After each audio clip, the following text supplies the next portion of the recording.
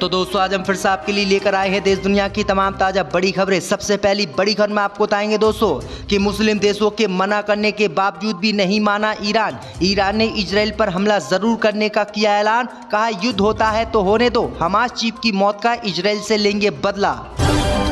बांग्लादेश में भारी हिंसा के बाद प्रधानमंत्री शेख हसीना ने पीएम पद से दिया इस्तीफा, देश छोड़कर भारत के लिए हुई रवाना, घर में घुसे प्रदर्शनकारी।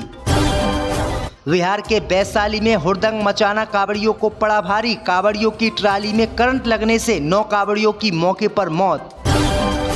आईफोन की वजह से गई थी हमास चीफ हानिया की जान, अमेरिका के खुलासे से मचा हड़कंप। सांसद बदरुद्दीन अजमल ने किया दावा, 2.5 साल में गिर जाएगी मोदी सरकार, अगले प्रधानमंत्री होंगे राहुल गांधी।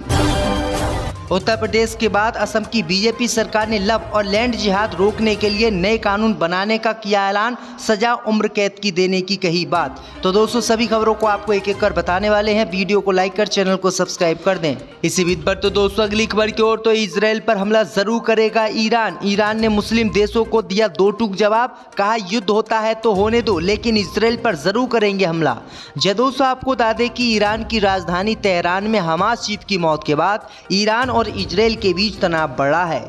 इस बात की आशंका जताई जा रही है कि ईरान की ओर से एक बड़ा हमला इजराइल पर हो सकता है।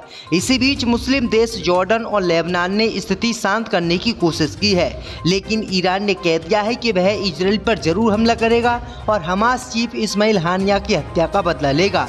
ईरान ने मुस्लिम देशों को 2 टूक जवाब दे दिया है कि अगर उसके हमले करने से युद्ध होता है तो होने दो, लेकिन वो इजराइल पर हमला जरूर करेगा। वहीं आपको बता दें कि ईरान की इस जीत के बाद इजराइल ने भी अपनी तैयारियां शुरू कर दी हैं। खबर ये भी सामने निकल कर आई दोस्तों कि ईरान इजराइल पर 2-3 दिन लगातार मिसाइलें दाग सकता है, जिससे युद्ध तीसरा वर्ल्ड वॉर शुरू होने की आशंका जताई जा रही है। इसी बीच पर तो दोस्तों अगली खबर की ओर, तो बांग्लादेश में भारी हिंसा के बाद प्रधानमंत्री शेख हसीना ने दिया पीएम पद से इस्तीफा, देश छोड़कर भारत के लिए हुई रवाना, घर में घुसे प्रदर्शनकारी। दोस्तों आपको बता दें कि बांग्लादेश में भारी हिंसा के बाद प्रधानमंत्री शेख हसीना ने पीएम पद से बांग्लादेश में इस्तीफा दे दिया है। उनके इस्तीफा देने से पहले बांग्लादेश के सेना प्रमुख ने शेख हसीना को 45 मिनट के अंदर इस्तीफा देने का अल्टीमेट दिया था। पीएम शेख हसीना देश छोड़कर भारत के लिए रवाना हो गई हैं। वहीं प्रदर्शनकारी शेख हसीना के घर में घुस गए हैं और तोड़फोड़ कर रहे हैं। देश के कई इलाकों में जीत का जश्न भी मनाया जा रहा है। दरअसल आपको बता दें कि इस हिंसा में अब तक 300 से ज्यादा लोग मारे जा चुके हैं। शेख हसीना के साथ उनकी बहन ने भी बांग्लादेश को छोड़ दिया है और वह भारत के लिए रवाना हो गए हैं। इसी बीच पर तो दोस्तों अगली खबर की ओर, तो बिहार के वैशाली में हुड़दंग मचाना कांवड़ियों को पड़ा भारी, डीजे में करंट आने से 9 कांवड़ियों की मौत। दोस्तों आपको बता दें कि बिहार के वैशाली में हुड़दंग मचाना रविवार को कांवड़ियों को भारी पड़ गया। दरअसल आपको बता दें कि हुड़दंग के दौरान कांवड़ यात्रा में बड़ा हादसा हो गया। कांवड़ यात्रा में शामिल एक डीजे ट्राली में करंट लगने से 9 कांवड़ियों की मौके पर मौत हो गई। बताया जा रहा है कि भोले बाबा के भजनों पर झूमते हुए डीजे ट्राली पर सवार होकर ये कांवड़िए जा रहे थे, मगर अचानक डीजे ट्राली का एक हिस्सा हाई टेंशन वायर से सट गया। इसके बाद हाहाकार मच गया। हाजीपुर औद्योगिक थाना क्षेत्र के सुल्तानपुर की यह घटना बताई जा रही है। बताया जा रहा है कि मरने वाले सभी कम उम्र के हैं। ये सभी लोग डीजे बजाते हुए कावड़ लेने के लिए जा रहे थे, लेकिन कावड़ लेने जाने से पहले ही इनके साथ हादसा हो गया और 9 कावड़ियों की अचानक करंट लगने से मौत हो गई। इससे बीच पर तो दोस्तों अगली खबर की ओर, तो आईफोन की वजह से हो गई हमास चीफ हानिया की हत्या, बड़े खुलासे से मचा पूरे ईरान में हड़कंप। दोस्तों आपको बता दें कि हमास के चीफ इस्माइल हानिया की बुधवार को ईरान की राजधानी तेहरान में हत्या कर दी गई। ईरान ने इस हत्या के लिए इजराइल को जिम्मेदार ठहराया, साथ ही बदला लेने की कसम खाई। ईरान ने बताया है कि सोते समय हानिया के कमरे में एक मिसाइल गिरी, जिससे उनकी मौत हो गई। यह मिसाइल हमला करीब से ही किया गया। दूसरी तरफ न्यूयॉर्क टाइम्स ने दावा किया है कि हानिया की मौत उनके कमरे में रखे बम से हुई है। इस बम को 2 महीने पहले ही हानिया के कमरे में पहुंचा दिया गया था। हानिया के कमरे में होने की पुष्टि के बाद बम में विस्फोट कर दिया गया। इन दोनों दावों से ये तर्क क्लियर है कि जिसने भी इस हमले को अंजाम दिया है उसको हानिया की सटीक लोकेशन के बारे में जानकारी थी।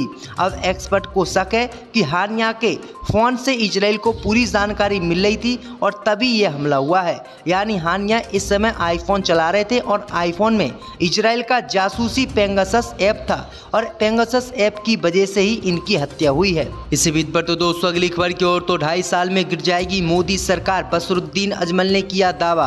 जदयू से आपको बता दें कि इस बार लोकसभा के नतीजों ने सबको चौंका दिया। भारतीय जनता पार्टी बहुमत के आंकड़े को नहीं छू पाई। नीतीश कुमार और चंद्रबाबू नायडू किंग मेकर बनकर सामने आए और केंद्र में मोदी को प्रधानमंत्री बना दिया। इस बीच AIUDF चीफ बसरुद्दीन अजमल ने मोदी सरकार को लेकर बड़ा दावा किया है। उन्होंने कहा है कि 2.5 साल में बीजेपी की सरकार गिर जाएगी। वहीं आपको बता दें कि बसरुद्दीन अजमल ने कहा कि ज़्यादा दिनों तक बीजेपी की सरकार नहीं टिकेगी, क्योंकि नीतीश कुमार और चंद्रबाबू नायडू जल्दी बीजेपी से नाता तोड़ लेंगे, क्योंकि उनकी मांगे बीजेपी ने पूरी नहीं की है। वहीं आपको बता दें कि बसरुद्दीन अजमल के इसी दावे के बाद पूरे बीजेपी में हड़कंप मचा हुआ है और बीजेपी के लोग सोचने पर मजबूर हो गए कि आखिरकार उनकी सरकार कितने और दिनों तक चल सकती है। इसी बीच पर तो दोस्तों अगली खबर की ओर, तो उत्तर प्रदेश के बाद अब असम की बीजेपी सरकार ने लव जिहाद और लैंड जिहाद रोकने के लिए नए कानून बनाने का किया ऐलान, सजा होगी उम्र कैद। जदयू से आपको बता दें कि उत्तर प्रदेश के बाद अब असम की बीजेपी सरकार जल्द ही लव जिहाद के मामलों में आजीवन कारावास की सजा के लिए नया कानून लाने वाली है। राज्य के मुख्यमंत्री हेमंत बिस्व शर्मा ने रविवार को इसका ऐलान किया है। साथ ही उन्होंने संपत्ति बेचने और खरीदने को लेकर भी बड़ी बात कही है। हेमंत बिस्व शर्मा ने कहा कि असम सरकार लैंड जिहाद और लव जिहाद रोकने के लिए 2 कानून ला रही है। अगर कोई मुस्लिम हिंदू की संपत्ति खरीदना चाहता है या कोई हिंदू मुस्लिम की संपत्ति खरीदना चाहता है तो उसे पहले सरकार से अनुमति लेनी होगी। उन्होंने कहा कि लव जिहाद करने वालों को आजीवन कारावास की सजा दी जाएगी। गुवाहाटी में राज्य भाजपा कार्यकारिणी की बैठक में उन्होंने ये बातें कही हैं और कहा है कि हमने चुनाव के दौरान लव जिहाद के बारे में बात की थी। हम जल्द ही एक कानून लाएंगे जिसमें ऐसे मामलों में आजीवन कारावास की सजा होगी।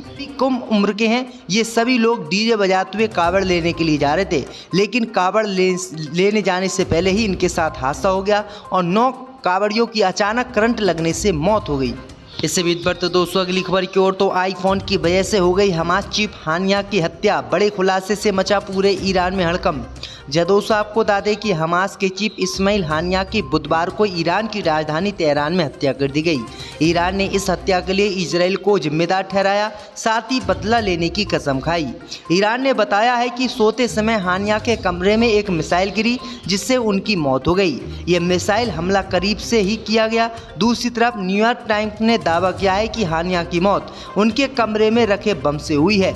इस बम को 2 महीने पहले ही हानिया के कमरे में पहुंचा दिया गया था। हानिया के कमरे में होने की पुष्टि के बाद बम में विस्फोट कर दिया गया। इन दोनों दावों से ये तर्क क्लियर है कि जिसने भी इस हमले को अंजाम दिया है उसको हानिया की सटीक लोकेशन के बारे में जानकारी थी। अब एक्सपर्ट को शक है कि हानिया के फ़ोन से इजराइल को पूरी जानकारी मिल रही थी और तभी ये हमला हुआ है। यानी हानिया इस समय आईफोन चला रहे थे और आईफोन में इजराइल का जासूसी पेगासस ऐप था और पेगासस ऐप की वजह से ही इनकी हत्या हुई है। इसी बीच पर तो दोस्तों अगली खबर की ओर, तो 2.5 साल में गिर जाएगी मोदी सरकार, बसरुद्दीन अजमल ने किया दावा। जदयू से आपको बता दें कि इस बार लोकसभा के नतीजों ने सबको चौंका दिया। भारतीय जनता पार्टी बहुमत के आंकड़े को नहीं छू पाई। नीतीश कुमार और चंद्रबाबू नायडू किंग मेकर बनकर सामने आए और केंद्र में मोदी को प्रधानमंत्री बना दिया। इस बीच AIUDF चीफ बसरुद्दीन अजमल ने मोदी सरकार को लेकर बड़ा दावा किया है। उन्होंने कहा है कि 2.5 साल में बीजेपी की सरकार गिर जाएगी। वहीं आपको बता दें कि बसरुद्दीन अजमल ने कहा कि ज़्यादा दिनों तक बीजेपी की सरकार नहीं टिकेगी, क्योंकि नीतीश कुमार और चंद्रबाबू नायडू जल्दी बीजेपी से नाता तोड़ लेंगे, क्योंकि उनकी मांगे बीजेपी ने पूरी नहीं की है। वहीं आपको बता दें कि बसरुद्दीन अजमल के इसी दावे के बाद पूरे बीजेपी में हड़कंप मचा हुआ है और बीजेपी के लोग सोचने पर मजबूर हो गए कि आखिरकार उनकी सरकार कितने और दिनों तक चल सकती है। इसी बीच पर तो दोस्तों अगली खबर की ओर, तो उत्तर प्रदेश के बाद अब असम की बीजेपी सरकार ने लव जिहाद और लैंड जिहाद रोकने के लिए नए कानून बनाने का किया ऐलान, सजा होगी उम्र कैद। जदयू से आपको बता दें कि उत्तर प्रदेश के बाद अब असम की बीजेपी सरकार जल्द ही लव जिहाद के मामलों में आजीवन कारावास की सजा के लिए नया कानून लाने वाली है। राज्य के मुख्यमंत्री हेमंत बिस्व शर्मा ने रविवार को इसका ऐलान किया है। साथ ही उन्होंने संपत्ति बेचने और खरीदने को लेकर भी बड़ी बात कही है। हेमंत विश्व शर्मा ने कहा कि असम सरकार लैंड जिहाद और लव जिहाद रोकने के लिए 2 कानून ला रही है। अगर कोई मुस्लिम हिंदू की संपत्ति खरीदना चाहता है या कोई हिंदू मुस्लिम की संपत्ति खरीदना चाहता है तो उसे पहले सरकार से अनुमति लेनी होगी। उन्होंने कहा कि लव जिहाद करने वालों को आजीवन कारावास की सजा दी जाएगी। गुवाहाटी में राज्य भाजपा कार्यकारिणी की बैठक में उन्होंने ये बातें कही हैं और कहा है कि हमने चुनाव के दौरान लव जिहाद के बारे में बात की थी। हम जल्द ही एक कानून लाएंगे जिसमें ऐसे मामलों में आजीवन कारावास की सजा होगी।